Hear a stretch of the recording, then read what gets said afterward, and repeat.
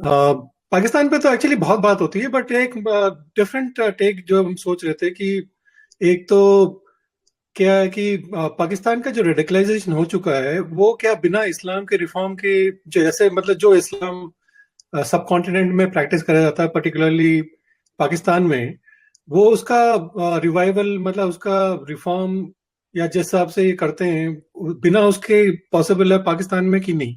तो उसमें थोड़ा एक मतलब थोड़ा दर्शकों के लिए मैं मतलब थोड़ा स्टैटिस्टिक्स भी थोड़ा शेयर करूंगा, उसके बाद आपका टेक खाऊंगा डॉक्टर साहब। तो उसमें मतलब बेसिकली हम जैसे देखें, जो हम अगर जैसे रेडिकलाइजेशन में अगर देखें तो 40% ऑफ पाकिस्तानी यूथ मतलब जो सोचता है वो सोचता है कि भाई हम शरिया का लॉ इम्प्लीमेंट करना चाहिए। 70% मतलब जो एजुकेशन है उनकी मदरसे में होती है। और जो है 60 मिलियन मतलब सिक्स करीब 6 करोड़ लोग जो है अनपढ़ है। और ऊपर से जो है अगर उनका देखा जाए जैसे ग्लोबल कम्पिटिटिवनेस देखा जाए उनका ह्यूमन डेवलपमेंट इंडेक्स, तो पाकिस्तान की रैंक जो है 161 आउट ऑफ 191 कंट्रीज है। तो मतलब बॉटम में भी समझिए। पॉवर्टी का देखें, पॉवर्टी में जो है ये लोग करीब 39.8% है, which live below the poverty line. Health में देखें तो इनका इन्फेंट मोर्टेलिटी रेट 55.7 डेथ्स है पर 1000, which is like much above like nearly double of the global average of 28। Global competitiveness में देख लें तो पाकिस्तान का रैंक जो है 110 है out of 141 economies. Access to clean water में देखें तो अप्रोक्सीमेटली मतलब करीब 21 मिलियन लोगों के पास पीने का पानी ही नहीं है। मतलब 2 करोड़ लोगों के पास पानी ही नहीं है पीने का। और मेल न्यूट्रिशन में देखें अगर बच्चों का, तो यहाँ पे 40% चिल्ड्रन जो है under the age of 5, stunted growth रहती है उनकी। ऊपर से इलेक्ट्रिसिटी देख लीजिए, इलेक्ट्रिसिटी में 5 करोड़ लोगों के पास इलेक्ट्रिसिटी नहीं है, और जो उनके पास है वो उनके पास आती नहीं।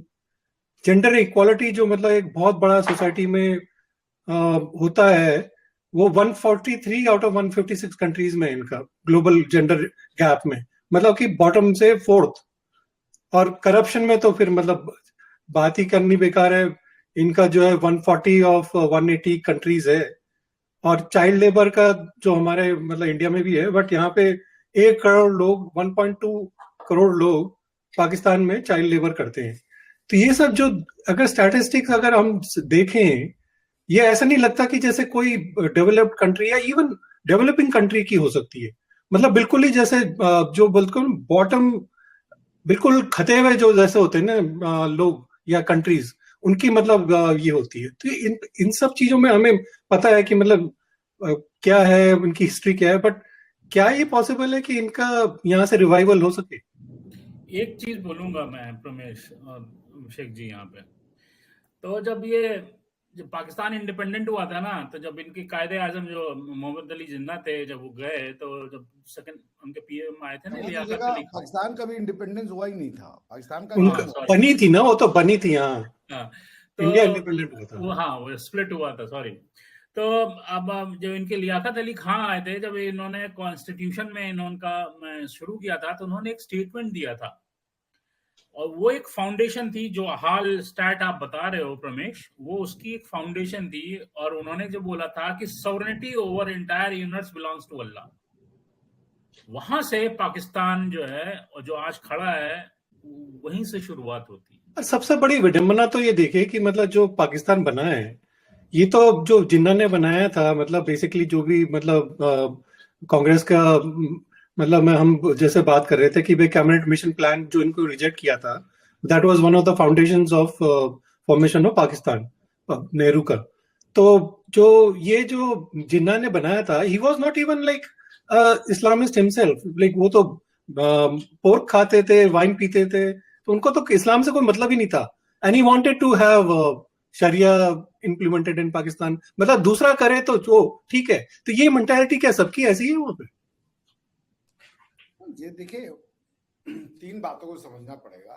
एक तो आप डॉक्ट्रिनल क्वेश्चन रेज कर रहे हैं कि पाकिस्तान और ये जो इंडाइसेस दिए गए, मैं बड़ा फैन नहीं हूँ प्रमेश भाई इन इंडिसेस का। ये वेस्ट का नाटक है, उनके पैरामीटर्स होते हैं और उन पैरामीटर्स के हिसाब से वो चीजों को जज करते हैं। कौन उनको ये डेटा देता है जिसके आधार पे ये इस कंक्लूजन पे आते हैं? मेरा तो क्वेश्चन ये है। मैं कह रहा हूँ कतर की पूरे पॉपुलेशन को 100% वाटर एक्सेस है। क्या कतर का पॉपुलेशन फ्रेंडली है? वो क्या कम रेडिकलाइज है? पॉइंट ये है ही नहीं कि आप क्या एक्सेस आपके जो ह्यूमन डेवलपमेंट के इंडेक्सेस हैं वो क्या है। बात पहली डॉक्ट्रिनल पे आते हैं हम आपके। अभी कल इजराइल ने इंडिया से रिक्वेस्ट किया है अर्जेंट बेसिस पे 15,000 लोगों को भेजिए, हमारे यहाँ कंस्ट्रक्शन वर्कर की जरूरत है और केयर गिवर्स की जरूरत है। तो क्या ये जो इंडियन जाएंगे वहां पे मोस्टली तो हिंदू ही होंगे? हाँ। तो यहूदी उनसे कहेंगे कि तुम हिंदू बन जाओ, अरे यहूदी बन जाओ? नहीं, यहूदी को तो मतलब ही नहीं है ना। मतलब ही नहीं। क्यों नहीं है? ये बड़ा प्रश्न है। पूरे टीवी चैनल पे आके ये जो भारतीय मौलाना है ये हल्ला करते हैं कि जो इस्लाम है वो शुरू से था। आदम अलैहिस्सलाम भी मुसलमान थे, मोसेस भी मुसलमान थे, जीसस भी मुसलमान थे, सब मुसलमान थे, सब शुरू से। उधर भगवान राम को भी मुसलमान बनाते हैं, उनको तो कोई दिक्कत नहीं है। वो छोड़िए, मगर इस आर्ग्यूमेंट के कॉन्सेप्ट को समझना बहुत जरूरी है। यहीं पे ये आंसर है कि यहूदी क्यों नहीं कन्वर्ट कर रहा है और ये अरबियों को ये क्या कीड़ा काटा हुआ है, या अरबियों से ज्यादा तो ये जो इंडियन सब कॉन्टिनेंट के मुस्लिम्स है ना, उनका है एक्चुअली ये कीड़ा। नहीं, आप ये बात, एक मुसलमान आपको विली निली एक बार ये ऑफर फेंकेगा ही फेंकेगा। ये तुर्कों में भी बीमारी है, ये अरबों में भी बीमारी है, भले वो कहे मैं अथीस्ट हूं। भाई वो आपको अपना कॉलोनियल गुलाम बनाता है भाई उस तरीके से। ये तो बात सही है। रिलीजन के नाम पे आप क्या, रिलीजन के नाम पे क्या होता है? सब कुछ रातों रात जो अब इंडिया के ये जो कम्युनिस्ट, मैं अपने क्लास में आज बच्चों से ये डिस्कस करा था, इंडिया हिंदू राष्ट्र है, 100 में से 20 बच्चों ने कहा, 80 बच्चों ने कहा नहीं है। फैला दिया है ये बात। उनको कुछ नहीं पता ना हिंदू क्या होता है, राष्ट्र क्या होता है, ये क्या होता है सेकुलरिज्म, लेकिन उनको ये बात पता है कि इंडिया हिंदू राष्ट्र नहीं। उन बच्चों की तो गलती नहीं है, कोई ये बात फैलाना चाहता था जो उन तक फैली गई। अब क्वेश्चन ये बनता है, मैं फिर से आऊंगा कि यहूदी क्यों नहीं कन्वर्ट कर रहा भाई? सब कुछ उसी का लिया हुआ है। यहूदियों की किताब है उस बाइबल, उसमें लिखा है कि एक लास्ट प्रोफेट आएंगे और यहूदियों के आएंगे, उनके से खींच करके। और उसमें यह भी है कि वो जो प्रॉफिट होगा वो होगा किंग सोलोमन या किंग डेविड का वंशज। तो जो चूंकि ये आके दाल ठोकते हैं और हम लोग ये बेचारे जो कम पढ़े लिखी जनता है उसको ताल ठोके कहते हैं कि सब मुसलमान था, तो आप जिस प्रॉफिट के लिए क्लेम कर रहे हैं उनको आना पड़ेगा किंग सोलोमन और डेविड के वंशज से। प्रॉफिट मोहम्मद उस वंशज से नहीं आते हैं। तो जब वो उस वंशज से नहीं आते तो आप इस्लाम को एक स्टैंड अलोन रिलीजन बनाइए, मगर आप वो कर नहीं सकते क्योंकि आप लास्ट प्रॉफिटहुड पे जाते हो। क्योंकि आपके प्रॉफिटहुड की पूरी जो लिनेज है, जो उसकी लेजिटिमेसी है, वो आती ही है जो यहूदियों से ही आती है। तो यहूदियों का प्रॉफिट आना है और यहूदियों से पूछ ही नहीं रहे हो कि तुम्हारे प्रॉफिट है कि कह रहे हो तलवार से मारेंगे। कुरान में ये लिखा है कि यहूदी दुनिया के सबसे घटिया लोग होते हैं, इनसे दोस्ती नहीं करनी चाहिए। ये तो कह रही है। उनका इजराइल उनका अकेला स्टेट है जहां पे वो जा नहीं सकते, बैंड है वो पाकिस्तानी। मेरा ये पॉइंट नहीं है, आप इस बात को समझिए कि जो प्रॉफिट यहूदियों के वेलफेयर के लिए आना है वो प्रॉफिट आके कहेगा यहूदी खराब लोग, इनसे दोस्ती मत करो। सही बात है। Are you trying to see the doctrinal problem? कि वो आना है फॉर माई कम्युनिटीज वेलफेयर, और वो प्रॉफिट आके कह रहे हैं कि भाई ये घटिया लोग, इनसे तो दोस्ती ही मत करो। क्योंकि ये मेरे आर्गुमेंट इसलिए आपको झेलने पड़ेंगे क्योंकि आप आकर के टीवी पे भौंकते हो या बोलते हो, क्षमा कीजिएगा, कि सारा का सारा मुसलमान है, ये इंडिया भी सब मुसलमान थे पहले। तो पहले तो प्रूफ करो आप ना, ये मानने से तो नहीं चलेगा, पहले तो डॉक्ट्रिनल डिस्कशन हो जाए। सही बात है। 3 चीजें प्रूफ करनी पड़ेंगी। मैंने आपको प्रॉफिटहुड का बता दिया। प्रॉफिटहुड की कंडीशन है जूस की वो किंग सोलोमन का रिलेटिव, किंग सोलोमन के डिसेंडेंसी या किंग डेविड है उनके डिसेंडेंसी से आना चाहिए। उसके बाद यहूदियों को पीस मिल जाएगा, यहूदियों के लिए पीस। अब आप कह रहे हो यहूदियों को मारो, तो यहूदियों को पीस मिल रहा है। जो भी कंडीशंस है लास्ट प्रॉफिट की, वो सारी कंडीशंस मिट नहीं होती है। एंड ये येट तो यू आर डूइंग इट। आप सब क्लेम कर रहे हो शुरू से लेके अपना। अब कोई बोलेगा तो उसकी गर्दन काटोगे। हम्म, समस्या ये है कि इतनी डॉक्ट्रिनल फ्लॉज हैं कि उसको आपको सामने लाने के लिए सिर्फ करेज चाहिए हाँ, और कुछ नहीं चाहिए, और अंडरस्टैंडिंग चाहिए सिस्टम की। तो ये करेज आ पाएगी इनके पास? कभी नहीं आएगी। नहीं, ये करेज अब उनके लोगों को लिखना पड़ेगा। जैसे जॉन लॉक ने जब लिखा, जब भाई रेनेसांस क्या था, यूरोपियंस, बिकॉज कि आप क्रिश्चियनिटी के अंदर में या जुडाइज्म कहिए उसको, जुडाइज्म के अंदर में मूर्तियों का यहाँ पे एक मैं आपको एक्चुअली थोड़ा सा डिफरेंस है मेरा। अब जॉन लॉक और ये यूरोपियंस की बात करते हैं ना, वो तो पढ़े लिखे लोग थे, मतलब उनको पता था कि मतलब चलो अल्टीमेटली क्या है, तो एटलीस्ट वो सोच पाए रहे थे ना। अब पाकिस्तान में जब मदरसे में तुम 70% पढ़ाओगे तो कहां से तुम्हारा दिमाग चलेगा कि हाँ भाई क्या करना है? नहीं, जॉन लॉक अगर पढ़े लिखे तो उनके जैसे बहुत से पढ़े लिखे लोग थे जो इंडिया में क्रिश्चियनिटी बनाना चाहते थे। नहीं, वो बात सही है। तो वो एक एनालिटिकल माइंडसेट था जिसने एनालिसिस करके डिस्टिंक्शन बताया रिलीजन और पॉलिटिक्स का, यूरोप को समझाया, जो बात मैं यहाँ के मुसलमानों को समझाने का प्रयास कर रहा हूँ। क्योंकि जो मैं बोल रहा हूँ ये आपको ना कहीं लिखा हुआ मिलेगा ना कहीं बोला हुआ मिल रहा है, ये तो मेरी दिमाग से ये उपज आ रही है ना कि तुम ये बातें तो प्रूव करो। सही बात है, और क्या। तो आपका क्लेम जो राइट टू रिलीजन है, अगर मैं हूं, मैं तो कोर्ट में कर दूं कि राइट टू रिलीजन में पहले ये तो स्थापित करो कि रिलीजन है। अगर आस्था पे है सब कुछ तो फिर दूसरे वाले की आस्था को गलत मत कहो। सही बात। तुमने तो भगवान राम के बारे में सब कुछ पूछ लिया, जन्म ये और ये वो, कि जन्म कहाँ हुआ, कौन से घर में हुआ, कम्युनिस्टों ने और मुसलमानों ने पूछा। अब तो हमारी बारी है ना, हम भी तो पूछेंगे कि अगर तुम कह रहे हो कि सब कुछ हमारा था और लास्ट का आपका क्लेम है, तो पहले ये तो साबित करो कि लास्ट के आने की जो कंडीशन थी वो मीट हो गई। सही बात। मतलब सबसे बड़ी बात तो मैं आपको ये बताऊं कि यहूदियों के भलाई के लिए आना है और प्रॉफिट कह रहे हैं कि यहूदी घटिया लोग, इनसे दोस्ती मत करो। हाँ, ये तो मतलब सबसे बड़ी विडंबना है। सही बात है। तो are you seeing the problem? अच्छा, आपको मैं कई कह दूं, कई प्रॉब्लम मैं दिखा दूं। भाई जीसस क्राइस्ट आए, जीसस क्राइस्ट को जीसस क्राइस्ट बनाने के लिए सबसे बड़ी चीज चाहिए चमत्कार। पूरा का पूरा ये जो जुडाइज्म का जो कॉन्सेप्ट है ये मिरेकल के ऊपर सेंट्रिक है। तो जीसस क्राइस्ट ने अपनी जिंदगी में 2 या 3 चमत्कार किए थे। उसमें से एक चमत्कार था कि पानी को उन्होंने वाइन में बदल दिया, वाइन बना दिया था। अगर इस्लाम का गॉड, जुडाइज्म का गॉड और क्रिश्चियनिटी का गॉड सेम है, तो 600 साल के अंदर में गॉड ने कहा कि अल्कोहल जो है वो बुरी चीज है। हाँ, वही तो सबसे बड़ी चीज है। को अपना बेटा बनाने के लिए उनको स्पेशल पावर दिया कि पानी को वाइन में कन्वर्ट कर दो। तो गॉड तो बड़ा कॉन्ट्राडिक्शन मैसेज दे रहा है फिर। और क्रिश्चियंस तो पोर्क भी खाते हैं। क्रिश्चियंस खाते हैं मगर यहूदी नहीं खाते। क्वेश्चन यहूदी नहीं खाते। यहूदी नहीं खाते। यहूदी नहीं खाते। यहूदियों को पोर्क नहीं खाना, मुसलमान भी पोर्क नहीं खाते, लेकिन क्रिश्चियन खाते क्यों? और वो क्रिश्चियन खाते हैं। लेकिन क्रिश्चियनों को फिर भी यहूदी कह रहा है ये जूडो क्रिश्चियन ट्रेडिशन का पार्ट है। क्यों? क्योंकि जीसस क्राइस्ट यहूदी क्लैन से आते थे, लेकिन प्रॉफेट मोहम्मद यहूदी क्लैन से नहीं आते। You got to understand that.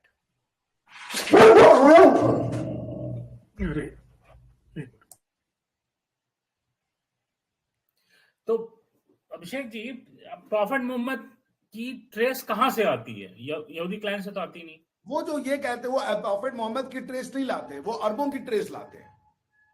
Basically उनको, आपको ये है कि इस्लाम को अगर अपनी लेजिटिमेसी प्रूव करनी है तो उनको जुडाइज्म से जोड़ना है अपने आप को। तो वो ये कहते हैं कि अरब्स जो हैं, प्रॉफेट मोहम्मद नहीं, अरब्स जो हैं वो बेसिकली इब्राहिम के जो 2 पुत्र थे उनके एक पुत्र की वो संतति है। तो वो ऐसे जोड़ते हैं। और जिसके वो संतति थे वो इब्राहिम की शायद वो की थी, वो प्रॉपर वाइफ का नाम सारा था। सारा के अलावा उनकी एक जो एक्स्ट्रा वो थी, उनसे जो बच्चे उत्पन्न हुए उसको वो कहते हैं जैकब और आइजैक, 2 पुत्र हुए हैं इब्राहिम के। तो अरब्स का क्लेम है कि we are basically connected to the Judaism clan because जो इब्राहिम है वो हमारे भी पैट्रियार्क है, हम भी उन्हीं के वंशज हैं। इसलिए यहूदी अरबों को अपना भाई बोलता है, कजन, क्योंकि वो इस बात को मानता है कि Arabs are indeed from the Abrahamic clan. वो मुसलमानों को अपना कजन नहीं कहता। तो अरब्स अपने आप को ऐसे जोड़ते हैं पहले जुडाइज्म से वाया दी आइजैक के बारे वो जोड़ते हैं, और उसके बाद फिर वो जो चूंकि प्रॉफिट मोहम्मद अरब हैं, तो फिर वो ये कहते हैं कि अरब है तो फिर अब ये हमारी लास्ट जो है वो इनको आ गई, क्योंकि सारे के सारे प्रॉफिट उसी रीजन में क्यों आ रहे हैं, तो क्वेश्चन बनेगा ना, इंडिया में क्यों नहीं आ रहे। तो पॉइंट जो मैं आपको बता रहा हूं कि ये जो पाकिस्तान है या हिंदुस्तान है, यहां का मुसलमान सिर्फ और सिर्फ रिएक्शनरी मुसलमान है। वो मुसलमान होने का मतलब समझता है हिंदुइज्म को गाली देना, वरना दुनिया का कोई मुसलमान ऐसा नहीं है जो अपनी धरती को, अपने भारत का मुसलमान भारत की धरती को गाली देता है, वो भारत के कल्चर को गाली देता है, वो भारत के कपड़ों को गाली देता है। ये तो बात सही है। वो रिलीजन को गाली नहीं देता, वो यहाँ पे सिर्फ भगवानों को गाली नहीं देता, वो यहाँ की हर चीज को गाली देता है। ये तो बात सही है। पाकिस्तान के लोग ये कहते हैं कि भारत का कल्चर, दुनिया भर में भारत का कल्चर सेलिब्रेट किया जाता है, मेरे ख्याल से अमेरिका में भी सेलिब्रेट किया जाता होगा। हाँ, यहाँ भी करते हैं।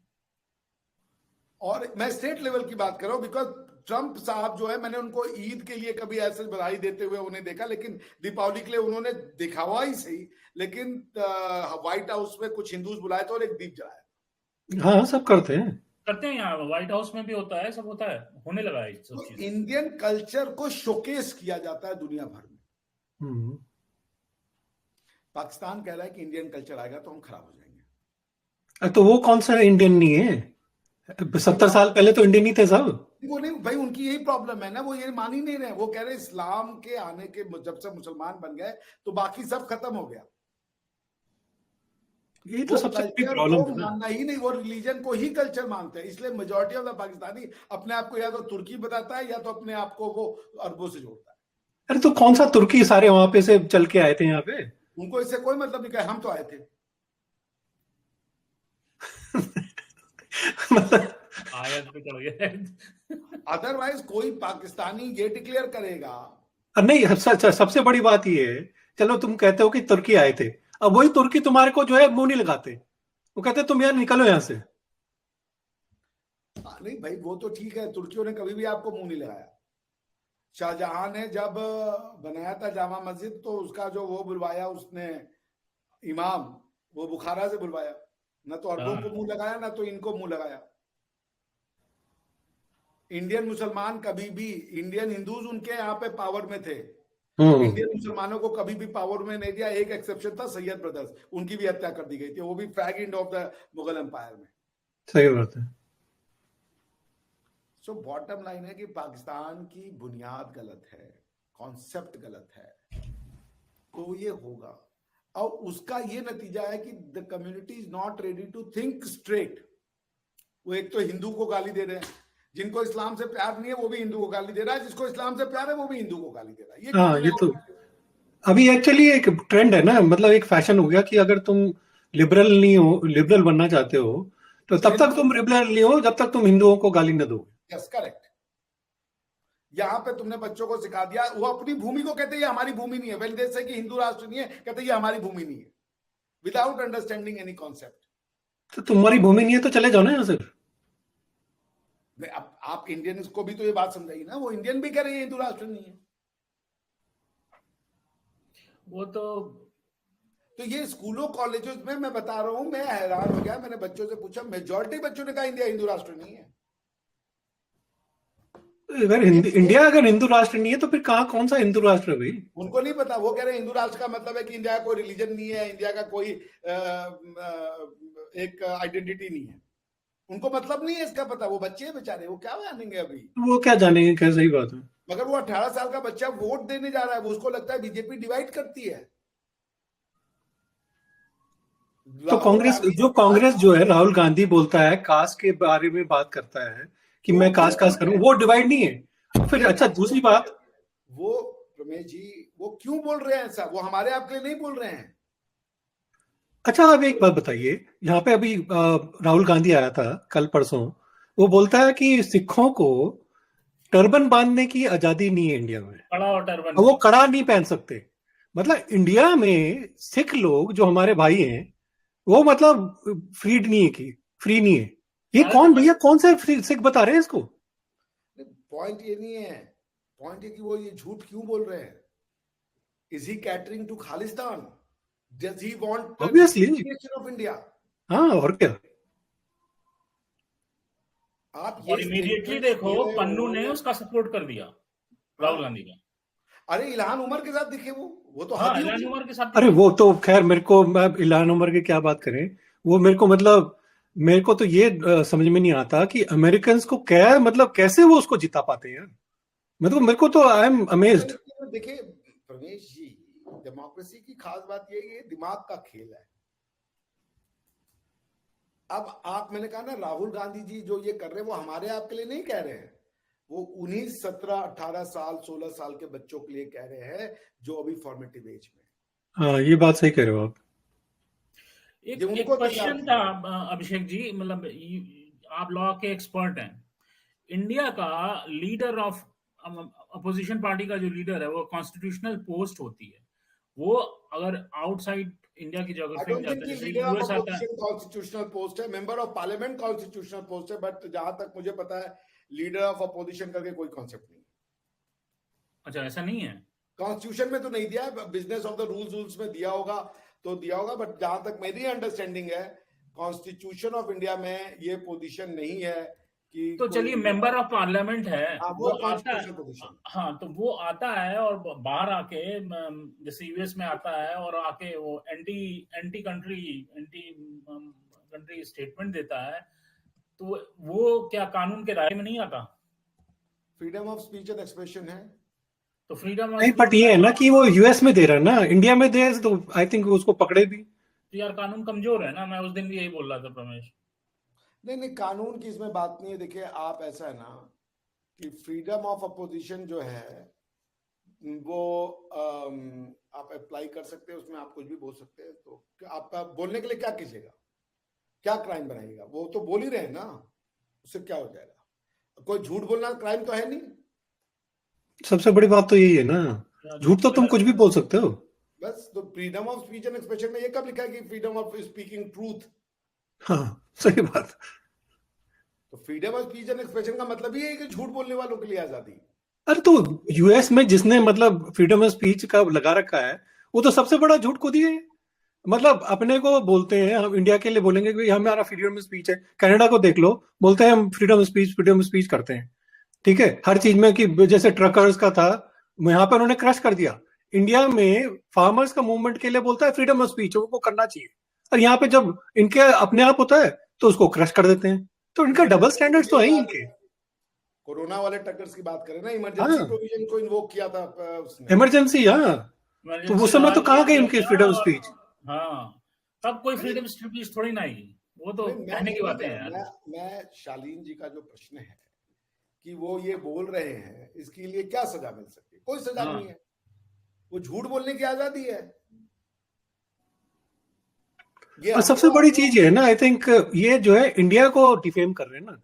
अब किसी आदमी को डिफेम करेंगे तो वो जो है वो सू कर देगा। भाई तुमने, उनका आइडिया ऑफ इंडिया हमारे आपके आइडिया ऑफ इंडिया से बहुत अलग है। वो मानते हैं, मनमोहन सिंह जी ने जाकर के यूनाइटेड किंगडम की पार्लियामेंट में कहा था कि we are grateful to the Britishers for giving us common law, financial system, rail road, infrastructure, blah blah. तो वो तो कॉलोनाइजेशन ही नहीं मान रहे। वो तो कह रही अच्छी चीज करके गए आप। ये तो सबसे बड़ी, खैर, बहुत ही बेवकूफी की चीज है। भारत में जो राहुल गांधी जी ने इल्हान उमर के साथ, इल्हान उमर 370 का पोस्ट करती है, वो she is a hardcore Islamist. हाँ, वो इस्लामिस्ट है। वो तो पाकिस्तान का ओपनली सपोर्ट करती है। राहुल गांधी जी ने स्वेच्छा से ये पिक्चर डलवाई है ना। हाँ, उसने जानबूझ के डलवाई है। वो बेवकूफ नहीं है जो उसको कहते हैं ना, बेवकूफ नहीं है वो। हाँ, बेवकूफ नहीं है वो, बहुत जानबूझ बदमाश के मतलब वो जो उनका वोटर है यहाँ पे, उनकी एनालिसिस ये है कि हमको मुस्लिम्स का वोट मिला है और एक मुश्त, और उसके बाद हिंदुओं का कास्ट वोट है। वो उनका जो इलेक्टोरल मैथमेटिक्स है, मुस्लिम्स को यूनाइट करो, उसके लिए क्या करो, इल्हान उमर से वो कर लो, उसके बाद जितने भी हार्डकोर इस्लामिस्ट हैं उनसे जाके मिले, वो बांग्लादेश वाले से भी जाके वो मिले, उसके बाद वो जो हिंदू को कास्ट में डिवाइड कर दो, ये अपर उनका कास्ट प्लान है। को गाली दो और फिर जो है दलित वलित को अपने साथ कर लो बस। हाँ बस, तो हिंदुस्तान में दलित है, ये है, वो है, सब कुछ बोलो, झूठ बोलो ताबड़तोड़। और झूठ अब पे मैं किसका रोक है? YouTube पे किसी न्यूज चैनल पे कोई एक सपा के प्रवक्ता आए थे, यादव जी थे, कह रहे थे आपके पूर्वजों ने हमें पढ़ने नहीं दिया, भगवान श्री कृष्ण यदुवंशी थे, हमने भगवान बना रहे उनको और कह रहे हमने पढ़ने नहीं दिया, ये दोनों साला कैसे कोई जिस करेगा? मतलब भगवान यादव ने अपने वंशज, भगवान श्री कृष्ण ने अपने वंशजों को पढ़ने नहीं दिया। तो ठीक है, चलो पहले मैं कह रहा हूँ नहीं पढ़ने दिया, 75 साल में क्या हो गया, अभी क्या हो गया? मैं ये कह रहा हूँ ये नैरेटिव ही गलत है। नहीं, नैरेटिव गलत तो है ही, पर अब तो इंडिपेंडेंस के बाद तुम क्यों नहीं पढ़े फिर? नहीं, वो तो कह रहे कि अब इंडिपेंडेंस के बाद अब हम तो तब तक वो रहेंगे जब उसका बेनिफिट लेंगे अगले 1000 साल तक, वो छोड़ दिया, वो डिबेट पे जाते नहीं है, वो रिस्की डिबेट है, उसको छोड़ दीजिए। पर क्वेश्चन ये है कि भाई आप जब कह रहे हो, क्लेम कर रहे हो कि हमें आपने पढ़ने नहीं दिया, तो आप ये भी तो बताओ भगवान श्री कृष्ण तो ग्वाले थे, यदुवंशी थे, कौन सा ब्राह्मण भगवान आए हैं भाई? हम तो आज तक नहीं पता, सारे भगवान तो या तो क्षत्रिय आए हैं, तो दूसरे धर्मों में कोई एक अवतार बता दीजिए नॉर्मल। हाँ, ब्राह्मण तो सही बात है, ब्राह्मण तो कोई भी नहीं था, क्षत्रिय ज्यादा है। ब्राह्मण अगर कहेगा कि तो मतलब वो जो बौना रूप जो कौन सा था वो, आई थिंक वही थे बस, वामन अवतार वही थे बस। वामन अवतार थे, हाँ, यू आर राइट। भाई मैं वो कह रहा हूं कि वो वामन अवतार में जो भी थे, लेकिन पॉइंट है जो रॉयल्टीज दी गई हैं, पावर दी गई हैं, जिनको पूजा गया है, पूजा तो उन्हीं की गया है, वो वामन अवतार वो कौन पूछता है? भाई भगवान श्री कृष्ण गीता जो दिए उनको माना जाता है ना, श्री कृष्ण जी ने दिया, वो तो यदुवंशी है। जो गीता का ज्ञान दे रहा है उसके बाद उसकी कम्युनिटी वाले कहने के मन पड़े। The finest knowledge ever which has been given to humanity in terms of morality, in terms of philosophy is Gita. उसको देने वाले स्वयं श्री कृष्ण एक यदुवंशी हैं, और उनका वंशज बोल रहा है कि हमें तुमने पढ़ने नहीं दिया, तो तुम गीता ही पढ़ लेते भैया। सही बात, वो भी तुमने नहीं पढ़ी, तुमने पढ़ ली है कम्युनिस्टों की झूठी प्रोपेगेंडा, और उस पर तुम खुद को माने पड़े हो कि जैसे ये यूरोप में लिख देते हैं थर्ड वर्ल्ड, तो इंडिया वाले पीएचडी करे खुद को मान लेता हम थर्ड वर्ल्ड है। पीएचडी लिख रहे हैं इंडिया थर्ड वर्ल्ड कंट्री, ये वो, मैं तो हैरान हो जाता हूँ। ये ऐसी कम्युनिटी है, विदेश में छप जाए कि इंडियन चोर है तो इसको मान लेंगे इंडियन सारे चोर है, और इसके ऊपर किताबें लिख देंगे। हाँ ये तो बात सही है। खैर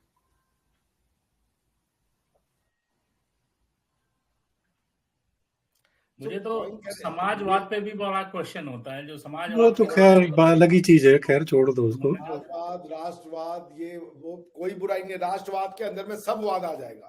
सही बात, इस्लामवाद के और कम्युनिस्टवाद के, बिकॉज ये चीजों को डिस्ट्रॉय करने में मानते हैं। वामवाद तो खैर अलग ही है। तो जो मैं कहना चाह रहा था वो ये कहना चाह रहा था आप लोग से कि पाकिस्तान की डॉक्ट्रिनल प्रॉब्लम है, भारत में भी डॉक्ट्रिनल प्रॉब्लम है। वो तो अच्छा ये है कि हम जैसे लोग जो हिंदी मीडियम स्कूल से पढ़े और उसके बाद पीएचडी करने चले गए दुनिया भर में, और हमारे दिमाग को बायस नहीं किया गया, या हमने कम किताबें पढ़ी और वो किताबें पढ़नी, सोचनी ज्यादा शुरू करी, और उसके बाद जब हम पढ़ते थे तो प्रश्न दिमाग में चलता रहता था कि ये क्या लिख रहा है और क्या नहीं लिख रहा है, तो हम ऐसा सोच पाए। वरना यदि मेरी नॉलेज का सिर्फ सोर्स ये है कि मैंने 10 किताबें पढ़ी है, तो उन 10 किताबों में लिखी हुई बातों को ही मैं सर्व सच मान रहा हूँ। मेरे अंदर एबिलिटी नहीं है उन पढ़ाई में, उन किताबों में गैप निकालने की। अच्छा, इनको बोला जाता है कि तुम हमसे प्रश्न ही मत करो, तुम मतलब क्वेश्चन नहीं कर सकते, जो हमने बोल दिया वही है। पर तुम क्वेश्चन कैसे नहीं कर सकते यार? वो तो बेसिक राइट होता है आदमी का, मतलब बिना क्वेश्चन के कैसे तुम आगे बढ़ोगे? इसी को फेथ कहते हैं ना, इसीलिए रिलीजन धर्म से अलग है। रिलीजन अजम्पशंस पे है, मानने पे है, ईमान पे है, लेकिन धर्म प्रश्न पे है। हाँ एग्जैक्टली। नचिकेता का प्रश्न है कि भगवान है कि नहीं है। मेरी दादी ने मुझे ये कहानी बचपन में सुनाई कि एक आदमी था, वो रोज मंदिर नहीं जाता था, भगवान शिव के शिवलिंग पे एक डंडा रोज मारता था, कूड़ा फेंक के चलाता था। हाँ, एक दिन की वो तैर के भी गया, फिर जब बहुत बारिश आ रही थी। हाँ, उसके बाद उन दादी ने कहा कि उसकी तबीयत खराब हुई तो भगवान शिव खुद ही आए, बोले क्या हो गया, उसको आशीर्वाद दिया। अब इस कहानी को अप्रोप्रिएट करके मुसलमानों ने अपने लिए जोड़ लिया कि ये उनके प्रॉफिट के साथ, जबकि हदीस में ऐसा कोई वर्णन आपको नहीं मिलेगा। इसे कहते हैं कल्चरल अप्रोप्रिएशन। कोई अरब ये बात कभी नहीं कहेगा, क्योंकि अरब ये सोच नहीं सकता। वो हदीस तो खैर खुद ही क्या बोले उसके बारे में, 100 साल बाद लिखी गई है। वो तो सलमान ने तो, मोहम्मद सलमान ने तो अड़ा थी सब। मैं तो कह रहा हूँ उसको मैं सच मानता हूँ, पर आपके हदीस में भी जो नहीं लिखा है उसको भी तुम इंडिया में अलग ही हदीस चला रखे हो।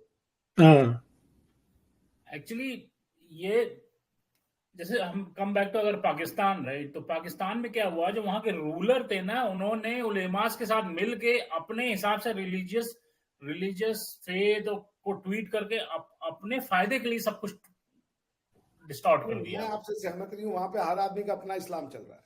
हाँ, सबका अपना इस्लाम है। तो लीडर्स भी तो आम आदमी से ही तो आए। आम आदमी जब वैसा ही है तो क्या करे आदमी। अब तुम देखो, जियाउल हक जो था, वो जब जियाउल हक बना तो उसने जो है ना ये जो मजलिस ए शूरा करके एस्टैब्लिश किया, और वहां पे उसने गवर्नमेंट के थ्रू हर आदमी को ये बोला कि तुम सोशल स्पेस में ये सोचो, ये करोगे, कल्चरल में ये करोगे, सब कुछ अपने उसके क्रिएटेड इस्लाम के हिसाब से उसने पब्लिक में थ्रो किया।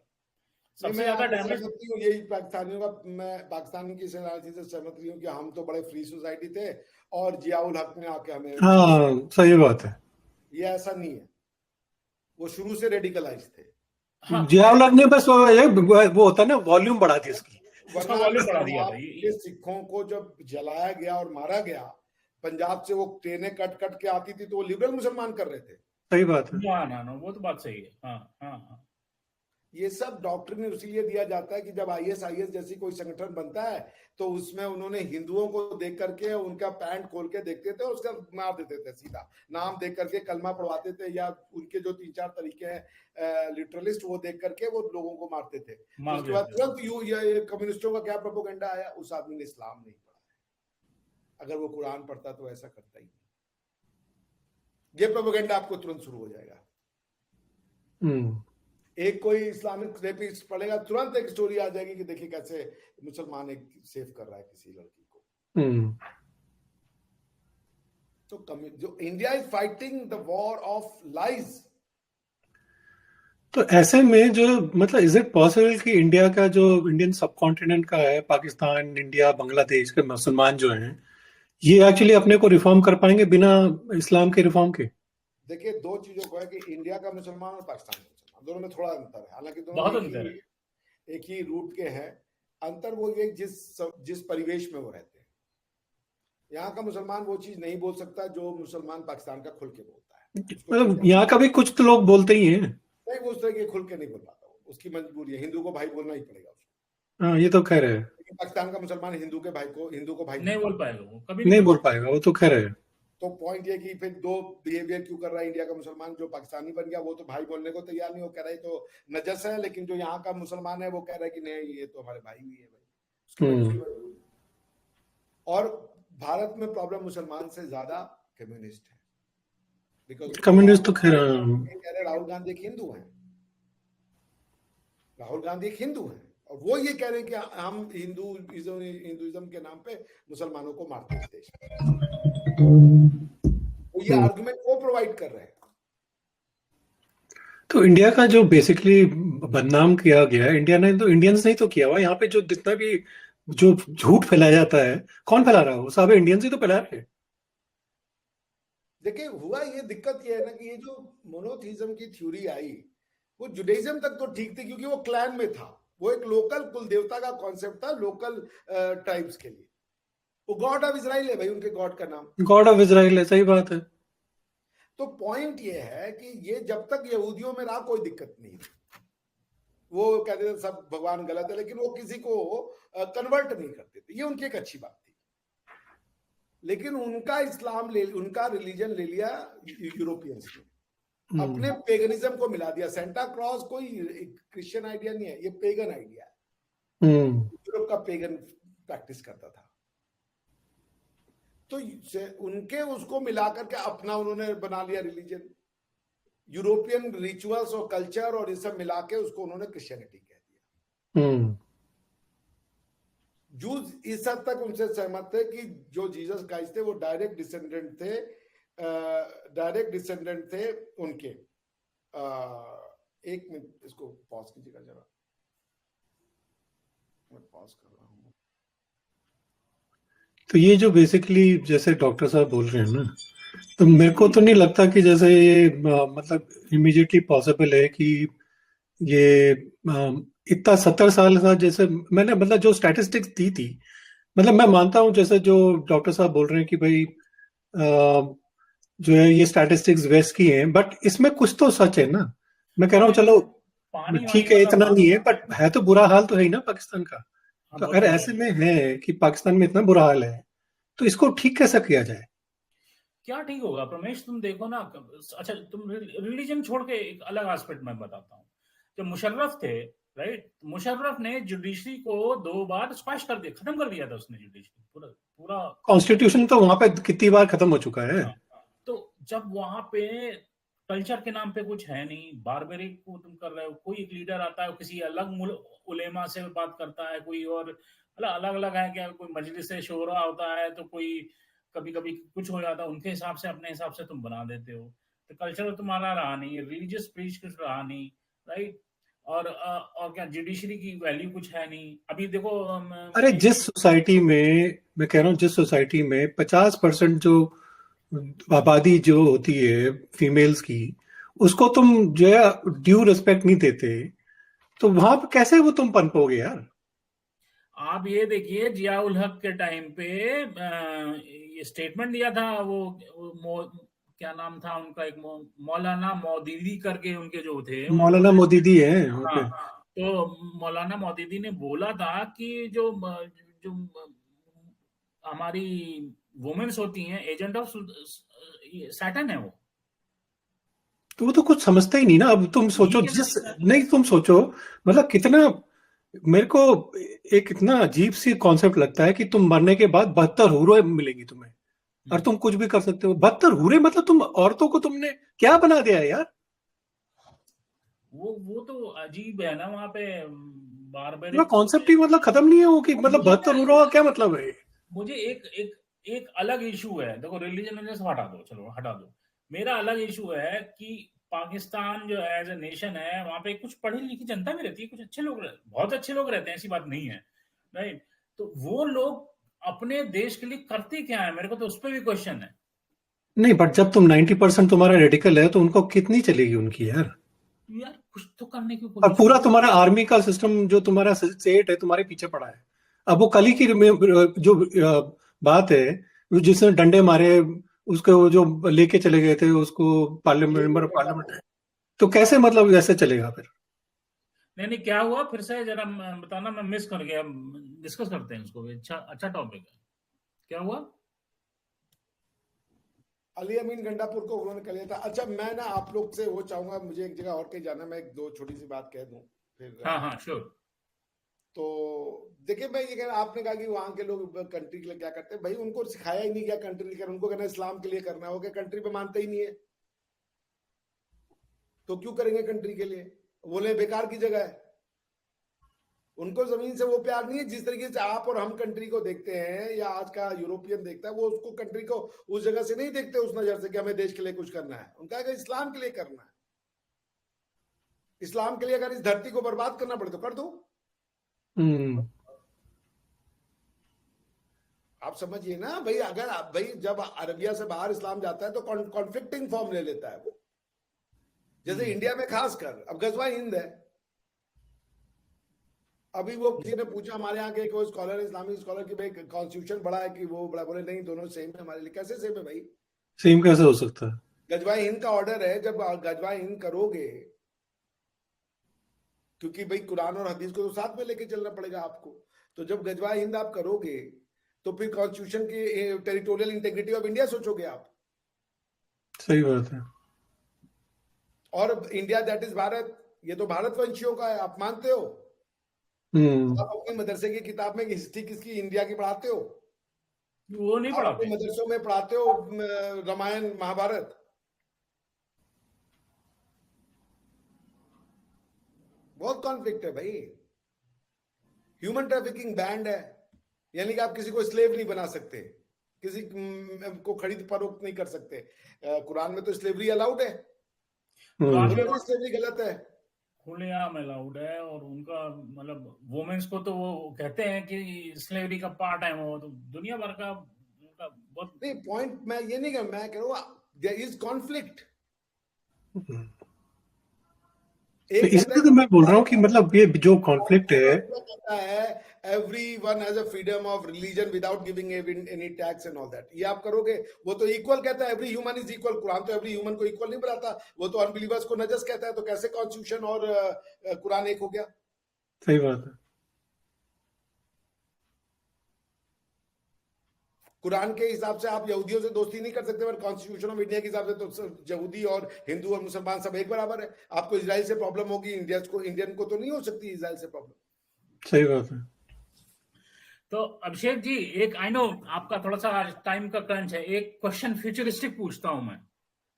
आप और टाइमलाइन एसोसिएटेड नहीं है इसमें, कब क्या होगा वो छोड़िए, डेस्टिनेशन वाइज क्वेश्चन है। आप पाकिस्तान को जब भी कभी एंड तो होना है इस जो ये चल रहा है, उसका एंड किस तरफ देखते हैं? देखिए, पाकिस्तान का एंड को दो एनालिसिस होगी। एक तो टेरिटोरियल एंड, जिसको लोग कहते हैं पाकिस्तान टूट जाएगा, देन पाकिस्तान टूटेगा, इट मे सर्वाइव। जैसे जब पाकिस्तान 1971 में टूटा तो एक हिस्सा पाकिस्तान फिर भी बचा रह गया, मतलब they were still calling themselves Pakistan. दूसरा हिस्से ने अपने आप को बांग्लादेश कहा। तो लेट्स से कि अगर आप डिसइंटीग्रेशन की बात करें कि पाकिस्तान डिसइंटीग्रेट हो जाता है, तो क्या है कि जो अगर पंजाब का हिस्सा है क्या अपने आप को पाकिस्तानी कहेगा? और मेरे ख्याल से देखिए, सिंध में जो भी हो, लोग पाकिस्तानी होने को एक्सेप्ट करते हैं। इस्लाम आइडेंटिटी वहां चलती है बहुत ज्यादा। 10-15-20 लोग होंगे, % लोग होंगे जो थोड़े से इधर सोचते हैं, मगर वो भी उतने ही कट्टर मुसलमान है, वो भी वैसे ही। हाँ, सही बात है। ऐसा वो नहीं है कि वो हिंदुइज्म के बड़ी बड़ा सॉफ्ट कॉर्नर रखते हैं, नहीं ऐसा नहीं, कुछ नहीं। सबसे ज्यादा कन्वर्जन आपका वही सिंध में ही हो रहा है। सही बात हो रहा है। Yes, you are right. तो पॉइंट ये कि क्या टेरिटोरियली ये टूटेगा? Pakistan as a Islam is not enough to keep Pakistan together. You need army, क्योंकि अगर इस्लाम did have that kind of power, then you didn't have the need of maintaining an army. Pakistan की army का काम army वाला ही नहीं, वो police का काम करती है। बिकॉज पाकिस्तान की आर्मी ने आज तक कोई वॉर जीता ही नहीं है, और ना वो जीत सकते हैं। So it's not an army, it is a police in the garb of an army. ठीक है ना? बिकॉज उनका भाई एक आर्मी का ड्यूटी एक्स्ट्रा टेरिटोरियल होती है, पाकिस्तान की आर्मी की सारी ड्यूटी इंट्रा टेरिटोरियल है। सही बात है। ठीक है ना? उन्होंने जो 1971 का वॉर जो हुआ, बेसिकली वो अपने ही लोगों पे अटैक कर रहे थे, और उसके बाद जब इंडिया उनको बचाने गया तो उन्होंने इंडिया के ऊपर अटैक कर दिया था। तो द थिंग इज दैट कि पाकिस्तान का फ्यूचर दो आइडियोलॉजिकली क्या पाकिस्तान खत्म होगा, ये आई डोंट नो कि क्या कोई पाकिस्तान का स्कॉलर, क्योंकि उन्होंने अपने आप को जो भारतीय आइडेंटिटी है उससे कंप्लीटली सेवर कर दिया है। तो जो एनालिटिकली एबल पाकिस्तानीज हैं भी, वो जो है हिंदू मत और हिंदू रिलीजन और उसको इस हिसाब से देखते हो, हिंदुइज्म की डीप फिलॉसफी को समझने में कतई वो है, मतलब समझ लीजिए इंटरेस्ट ही नहीं है उनका। मतलब अगर आप वहां पे योगा के साथ हिंदू लिख दीजिएगा तो वो नाराज हो जाते हैं कि योगा को हिंदू क्यों लिख रहे हो। ये उनकी हालत है, जब सलाह है ही यहाँ का ट्रेडिशन है, वो उसको भी नहीं देखना चाहते। पॉइंट ये कि अब आइडियोलॉजिकली पाकिस्तान का क्या फ्यूचर है। टेरिटोरियली अगर पाकिस्तान डिसमेंबर होता है, विच मे टेक प्लेस, उसके चांसेस मैं कम देखता हूं, क्योंकि चाहे वो पख्तून हो और चाहे वो हो, वो पाकिस्तान को एज एन आइडेंटिटी एक्सेप्ट करते हैं, वो इस्लाम के नाम पे रहने को तैयार है। लेकिन पाकिस्तान और इस्लाम के बीच का जब डिस्टिंक्शन आता है, जैसे टीटीपी के साथ अब जो उनकी लड़ाई हो रही है, ये पाकिस्तान और इस्लाम के बीच का डिस्टिंक्शन है। पहले इन्होंने कहा था पाकिस्तान और इस्लाम एक चीज है, अब इनको समझ में आ रहा है कि पाकिस्तान और इस्लाम एक चीज नहीं है, क्योंकि टीटीपी कह रहा है पाकिस्तान इस्लाम नहीं है, और पाकिस्तान कह रहा है टीटीपी इस्लाम नहीं है। दोनों में कॉन्फ्लिक्ट हो गई। दोनों कह रहे हैं मेरा इस्लाम सही है, और मेरे इस्लाम, पाकिस्तान के इस्लाम में मजलिस शुरा है, डेमोक्रेसी है, रूल ऑफ लॉ है। टीटीपी के इस्लाम में शरिया है, कुरान है, और कोई मजलिस शुरा नहीं है वहां पे, पार्लियामेंट्री डेमोक्रेसी का कोई प्लेस नहीं है।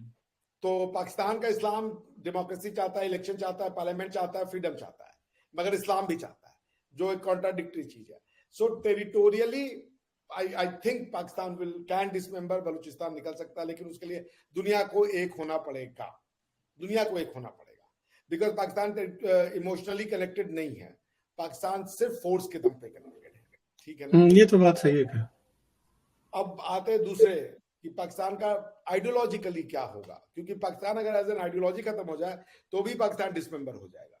तो उसके लिए मुझे नहीं लगता कि कोई पाकिस्तानी स्कॉलर अभी ऐसा पैदा हुआ जिसके में मैंने रिसेंटली कोई दम देखा हो। वो अगर इस्लाम की क्रिटिसिज्म करता भी है तो उसी लगे हाथों हिंदुइज्म को उससे भी ज्यादा कर जाता है। ये तो बात सही है। और भारत को हिंदुइज्म से अलग नहीं किया जा सकता। जिसको आप हिंदुइज्म, भारत का निर्माण वेद से होता है। जब तक जो लोग वैदिक रहेंगे तब तक भारत रहेगा। जिस दिन लोग वैदिक नहीं हुए, वो बिब्लिकल होगा या कुरानिक होगा, खेल खत्म हो जाएगा। वो भारत से अपने आप को जोड़ते ही नहीं। वो तो खेल चल ही रहा है ना अभी पूरा। सो जो अपने आप को, जो जब तक वैदिक रीति रिवाज से गृह प्रवेश करेगा, वैदिक रीति रिवाज से शादी करेगा, वैदिक रीति रिवाज से अपने बच्चे का मुंडन करवाएगा, तब तक भारत जिंदा रहेगा। नहीं, भारत जब तो तक जिंदा मैं रहेगा, जिंदा उसमें भारत कोई जिंदा डाउट नहीं। रहेगा। उतनी जिस दिन ये फाउंडेशन चीजें हमारी खत्म है। हुई, वो भारत खत्म हो जाएगा। इसलिए लोग मंदिर पे अटैक करते हैं, वेद पे अटैक करते हैं, राम पे अटैक करते हैं, कृष्ण पे अटैक करते हैं, इस पे अटैक करते हैं, क्योंकि भारत को जोड़ता ही सिर्फ ये है। Islam is not a cohesive force, but Hinduism and Veda is a cohesive force. Cohesive force, वो तो वही तो मेजर डिफरेंस है यहाँ पे बेसिकली। तो तो I hope I answered your question. नहीं, यू आंसर्ड या। तो ठीक है, विशाल कॉल इट अ डे। मुझे कहीं और भी दूसरे को मैंने अभी टर्म दे दिया। बेसिकली अंबर जी का फोन आया था, तो उन्होंने कहा सर 10 मिनट में शो कर लेते हैं। हाँ, कोई नहीं। Thank you doctor. चलिए फिर। चलिए, नमस्ते।